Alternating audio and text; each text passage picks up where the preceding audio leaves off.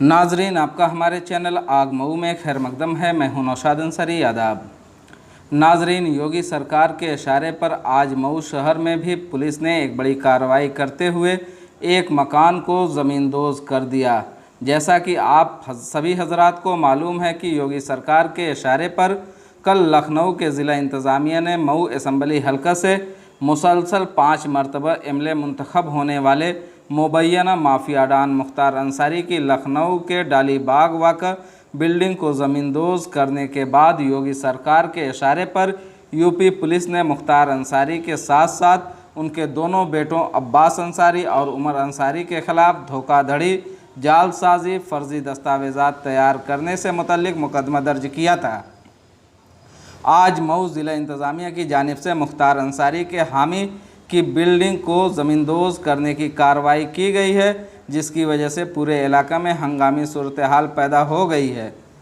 खबरों के मुताबिक आज तकरीबन 11:30 बजे ज़िला इंतज़ामिया भारी फोर्स के साथ बंधा रोड वाक़ा स्लाटर हाउस के सामने बने मकान को तोड़ने की कार्रवाई करने के लिए पहुंची।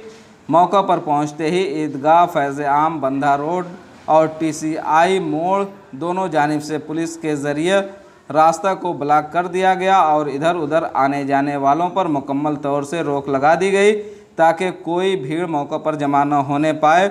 और उसके बाद नगर पालिका की 3 जेसीबी के ज़रिए मकान को गिराने की कार्रवाई शुरू कर दी गई।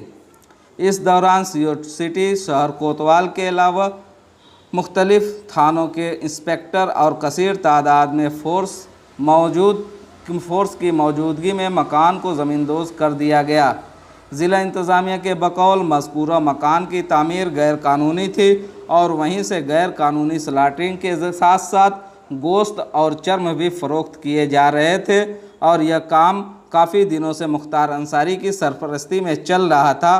इस सिलसिले में डीएम ज्ञान प्रकाश त्रिपाठी ने सहाफ़ियों से गुफ्तगू करते हुए बताया कि इस सिलसिले में पहले से कार्रवाई की जा रही थी और मुतअद्दिद बार नोटिस भी इरसाल की गई थी। ज़िला इंतज़ामिया ने माजी में गैर कानूनी स्लाटरिंग के इल्ज़ाम में मज़कूरा मकान को सीज कर रखा था और आज उसे ज़मींदोज़ कर दिया गया। डीएम ने मज़ीद बताया कि बंधा उस पार यानी नदी की जानिब ग्रीन जोन होने की वजह से तामीर किए गए मकान के मालिकान को कई बार नोटिस दी जा चुकी है। उन्होंने कहा कि आइंदा दिनों में भी गैर कानूनी मकान को गिराने की कार्रवाई की जाएगी। ज़िला इंतज़ामिया की इस कार्रवाई से पूरे इलाके में दहशत और खौफ व हरास का माहौल कायम हो गया है। आइए नाजरीन, हम आपको पूरी तस्वीर दिखाते हैं और ज़िला इंतज़ामिया की जानिब से ज़िला मजिस्ट्रेट क्या कहते हैं उनके भी बयान आपको सुनाते हैं।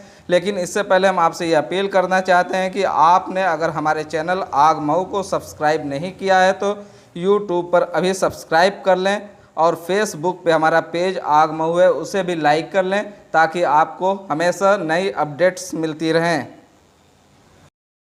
यहाँ पे कट्टी खाना स्लाटर हाउस ये काफ़ी समय से मुख्तार के संरक्षण में यहाँ संचालित था और यह पूरा एक अवैध निर्माण करके और यहाँ पे बहुत प्रचुर मात्रा में यहाँ से मांस और खाल का यहाँ से कई ट्रक सामग्री प्रतिदिन यहाँ से बाहर जाती थी। इसको पहले हम लोगों ने बंद करा करके अब आज इसके ध्वस्तीकरण की कार्रवाई आज यहाँ की जा रही है।